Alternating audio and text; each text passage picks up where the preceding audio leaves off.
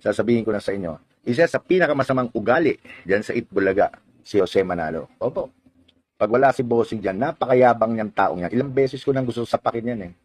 Eh, syempre, nagtatrabaho tayo. Cool, cool. Napakayabang. Tsaka may atraso sa akin yan.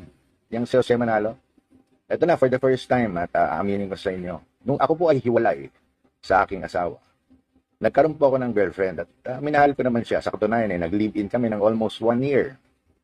Hindi naman maiwasan na nagkatampuhan, yan. Nagkakaroon kayo ng LQ. O, yung girlfriend ko yan ay, dancer. Nag-LQ kami. Ay, nagsumbong sa akin. Yung girlfriend ko, sabi sa akin na, kasi medyo parang umiiyak siya nun eh. Pinagalitan daw siya ni Jose Manalo. Ang sabing ganon, bakit ka kumakabit sa may asawa? May asawa na yon. Pero sinabi ni Jose Manalo dun sa babae, hiwalay mo na yan. May asawa na yan, pinagalitan. So, medyo nag-iiyak yung girlfriend ko. So, ang ending, nung medyo naghiwalay kami, ang ending, etong Jose Manalo, inahas pala ako.